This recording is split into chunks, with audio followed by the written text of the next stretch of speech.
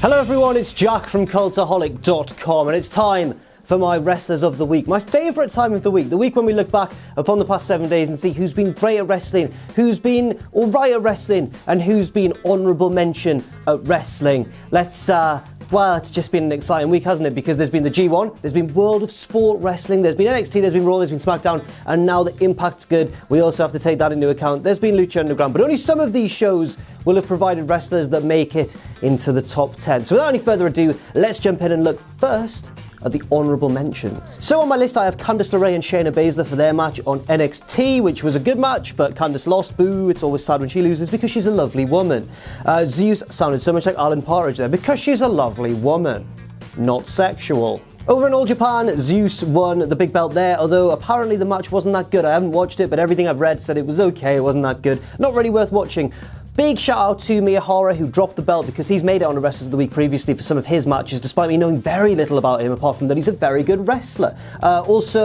DCT over in ICW won the big belt despite everyone thinking that he wasn't going to win the belt against Stevie Boy because it was a loser leaves the country match, and Stevie Boy's like they're young diamond in the rough, so I don't know what they're going to do with that situation. But DCT won the belt, a sort of sexual Joe Hendry kind of figure. Lionheart also beat his arch nemesis Jackie Polo, Justice Jackie Polo. So some interesting goings on up in Scotland, but nothing quite good enough, unfortunately, to crack the old top 10. Number 10 is Charlotte Flair, appearing on this list for the first time, I believe, since that big double episode over WrestleMania weekend when she scooped a huge hatful of points, lads, for her win against Asuka, the win that no one was really expecting. Charlotte then hasn't really been doing much on Wrestlers of the Week. She hasn't appeared since, or been allowed to do much to appear since, given her slightly reduced role on SmackDown Live since dropping the title. But, and this is crucial, she came back this week in a big way. Yes, Charlotte crashed the excellent opening segment, defending her friend Becky Lynch from Carmella, and then in the main event she defeated Carmella clean. She submitted her, didn't just pin her, she made her tap out to the figure 8 to secure her spot in the Women's Championship match at SummerSlam, which is now a triple threat between Becky, Charlotte Flair and Carmella. Now, obviously, personally, I'm sad because that means that Becky Lynch has less of a chance to win. Her chance of win drastic go down now that Charlotte's in the match when you add Charlotte to the mix, but it's good for Charlotte, and it was a strong showing, and I was genuinely excited to see her back after her short absence, so Charlotte, you get 1 lovely point. Number 9, Mr. Rampage Brown, or Rampage as he's known in some promotions. I wasn't sure which one to call him, but I've gone with Rampage Brown just because it sounds a little bit more formal.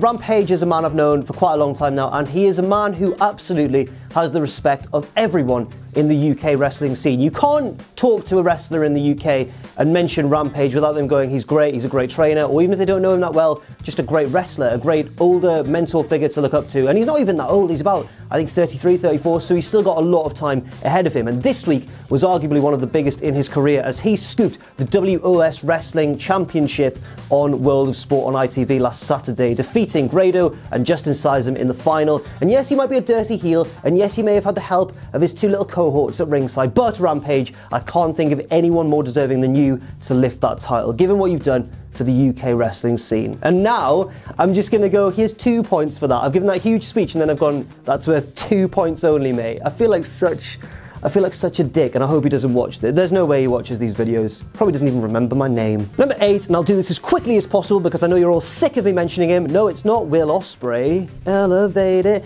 Ospreay's actually made a bit of a tactical error in Wrestlers of the Week because even though he's got a lead, he went on holiday for a bit to build up the Australian and New Zealand wrestling scene, of which I know very little about and gets relatively little exposure over here. So as much as I've tried to keep up with his exploits over there, he's made a bit of a tactical error, I feel, by going to the other side of the world. It's really lowered his point intake. No, the man at number 8 is his arch nemesis at the top of the table, Zack Sabre Jr. Zack had a wonderful match. Well, he had a couple of matches this week, but one was very, very good against Kenny Omega in the G1. I think it may have actually been the first match between the two of them, and even though he lost, Zack put in a great showing. One thing I really enjoyed, you know when 2 wrestlers match up and you think of their respective styles and you think, oh, I hope this happens in the match. That's exactly the feeling that I got with this one. Kenny went for the V-trigger, and various times Zack caught the knee and transitioned it into one of his devilish leg locks. Hashtag devilish. So well done, Zack. 3 points for you. I'm not going to talk about you too much because I have done countless times over the past few months. So, let's just move on to number 7, picking up 4 points, Hirooki Goto. Now, Goto has appeared quite a lot over the past few weeks, just sneaking in there, picking up 6 points here, 3 points there. grabbing away at the points like a little rascal. No, he's a very hard man. I'm gonna use, I can't remember the name of the author, but she's very funny. I'm gonna use one of the authors over at Uproxter's sentence that she wrote about Hirooki Goto to describe him, because I think it sums it up perfectly. Our New Japan dad, who is like our friend's dad, that we secretly wish was our dad. Sorry, Dad, I didn't include you in that. You're the best dad, obviously. I wouldn't, but Goto's a very close second, mate. I'm sorry. Goto this week, he's kind of like the sidekick of New Japan in that anyone can have a match with him and it's fantastic. That's not the definition of a sidekick. I'm being an absolute tit. But Goto is the Hufflepuff of New Japan. That's more like it, Jack. That's the sort of metaphor and simile that we're looking for. Goto is like the Hufflepuff because he's really nice. He helps bring out the best in everyone and also lives near the kitchen and is good at finding. I believe Hufflepuffs are good at finding. Goto had a really good match this week. I'll get to the point with Kota Ibushi. And again, even though Ibushi was the flashier participant in the match doing his crazier things, Goto was his solid, reliable self and just carried on trucking. He's not going to win the G1, not by a long shot. He may never be IWGP champion, which is sad, but he's a fantastic wrestler and deserves a lot more recognition for it. So well done, Goto. Well done, mate. And you know what? Keep picking up points in this list and you could crack the top 10, I believe. Number 6, another man who had another sick match without being one of the bigger names in the G1 Climax, my boy, my man, Sanada. Sanada last week had a wonderful match with Kota Ibushi, I believe, and this week had a really good match with Kenny Omega. Omega's been dishing out the good matches all over the place, and one of these was with Sanada. They're two of the quickest, most frantic heavyweights in New Japan, I think, and Sanada remains maybe the coolest guy ever in existence. If you're looking for like an example of what position Sanada's in right now, if you think back to like, I guess Rollins, when he was still in the Shield, but was like the breakout member of the Shield, he was jumping off balconies, he was doing all the crazy moves and everything, everyone was going, he's destined for greatness. They were doing it about Ambrose as well, but Rollins was a bit more of a shadowy figure in that everyone was like, Ambrose, of course he's going to be great. Rollins could be something really special, but it's less certain whether he'll be good or not. That's Sanada. Like, no one really knows yet if he's got the charisma to pull it off, but he's certainly got all the talent in the world to be a huge star in New Japan, maybe even a future ace of the company, so look out for that. And if you don't know what Sanada looks like, apart from that picture there, give him a Google, because what handsome devil, and how does his hair stay up? I want to know what hairspray he uses. Golly, great.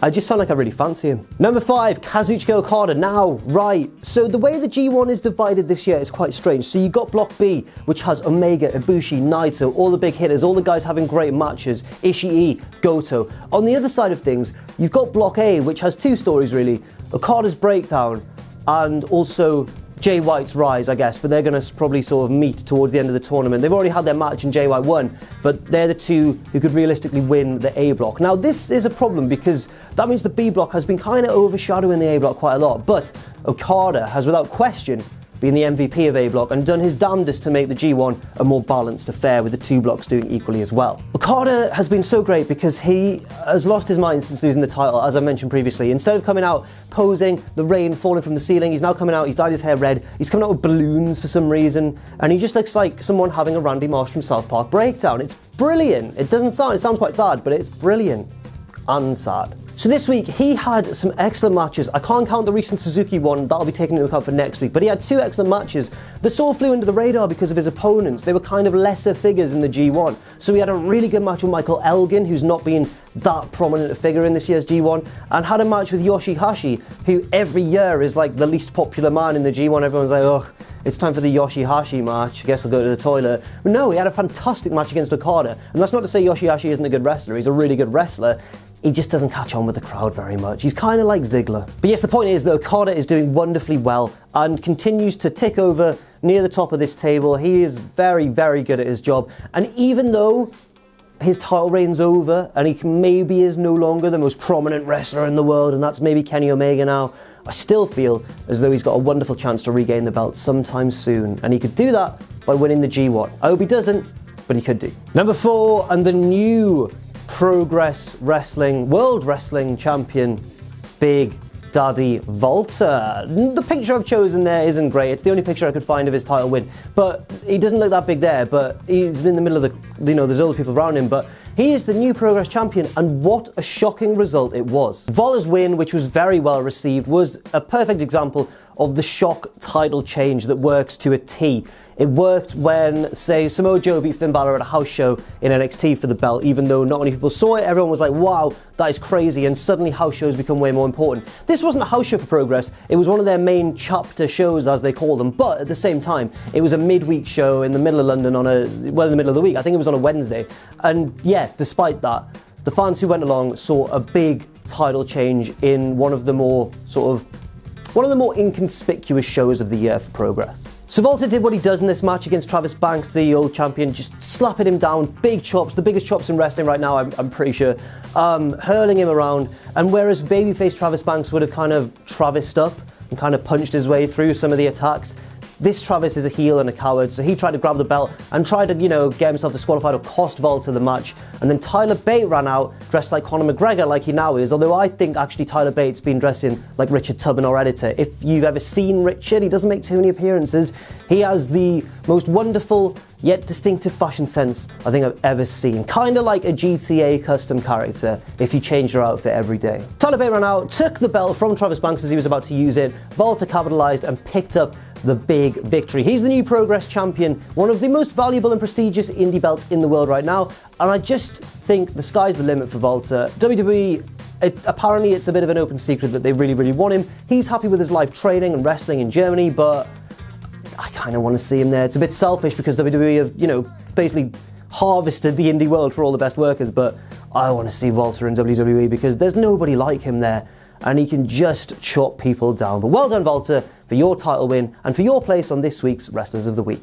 Number 3, Tomohiro Ishii put on a match that I was certain was going to get 5 stars in the Wrestling Observer, but didn't. Dave Meltzer didn't give it 5 stars, he gave it 4 3/4. I know it's petty to argue over a quarter of a star, but he gave Kenny Omega's early matches in the tournament 5 stars, and I thought this match was better than both of those, I'm pretty certain. Maybe not the one against Naito, but this match was on a par maybe with the one against Naito. That was Ishii versus Ibushi, and man, Ishii, fresh off his 10-point performance last week on Wrestlers of the Week, gets a big 8-point performance this week. He's rocketing up the table like a little pit bull, with rockets on it. Pit bulls can't fly. Ishii was the boy in this match. He was doing his thing. He is, obviously, his gimmick is that he's really hard and solid and little and thick, but when he sells like nobody else. When he sells, it's kind of like when Lesnar sells. You know that if he's selling, it's serious and that he's hurt. It was great, especially against the flashier, more aerial Ibushi. It was a real clash of styles, but one that worked very well. I don't really have much more to say about Ishii other than please go and watch this match because it was absolutely fantastic.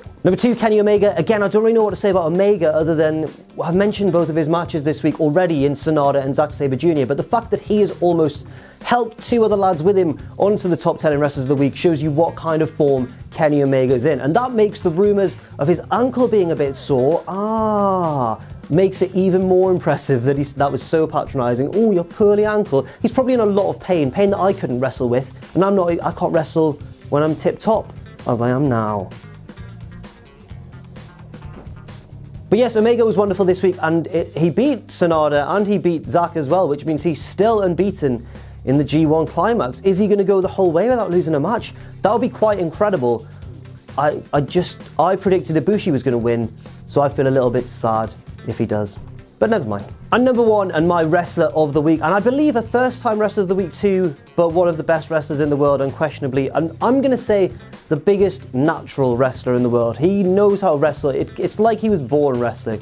He is so smooth and so good, and his name is Kota Ibushi. Ibushi is my wrestler of the week because he had 2 of the best matches of the week and was, in my opinion, the most impressive man in both of those matches, despite the other lads being good as well. But he had 2 matches, one against Ishii, which was brilliant, and I thought it was going to be 5 stars, one against Goto, which was also very, very good. And I just think that this was Ibushi's week. He saw Ishii win last week and thought, I'm going to have a bit of that, wrestled his arse off, and is now still in contention to win the G1, but I don't know if he's going to or not. I hope he does. But it would be so Ishii to not win because he lost against Yano earlier in the block because he wasn't taking it seriously. That would be the most Ibushi thing I've ever seen. And now I'm worried that I've kept saying Ishii when I meant to say Ibushi. I meant to say Ibushi all of those times that I may have said Ishii. I may have said Ibushi every time. Probably confusing you now even. What's going on? But yes, if you've never watched an Ibushi match, you are in for a treat. He is so smooth, so quick, his strikes are lethal, he's great at flips, he's great at everything, he's got great technique, he's a true all-rounder, and I think probably top 5 in the world, top 5 wrestlers in the world, I'm saying it now. and he's ethereally handsome too, so that's always a plus. And he's got 10 points this week on Wrestlers of the Week. Congratulations, Ibushi. I'm glad this video is over. So let's take a look before I leave you at the league table. At the top, Zack Sabre Jr. narrows the gap a little bit more to Will Ospreay in number 1 position. Omega jumps ahead of Okada by 2 points. Rivals in real life and rivals on the table too. Volta's up to 8th, Ibushi's up to 10th, and Goto is up to 12th. Also, if we look a little bit further down, Ishii and Sanada now find themselves in the top 25, replacing Asuka and Sneaky Roderick Strong. I'm sorry, Asuka. I'm not sorry, Sneaky Roderick Strong. So that's it. Thank you very much for watching Wrestlers of the Week. There are only about 20 weeks left in Wrestlers of the Week, so still, it's anyone's ball game. Anyone can win it, even someone who's not yet picked up any points. But as we move towards the end of the year, that window narrows and narrows. Thank you very much for watching. I've been Jack from Cultaholic.com. You can follow me on Twitter if you want, at Jack the Jobber. You can follow all of us at Cultaholic, and if you want to as well, you can support our Patreon at patreon.com/Cultaholic. Thank you very much for watching, and don't forget to join us.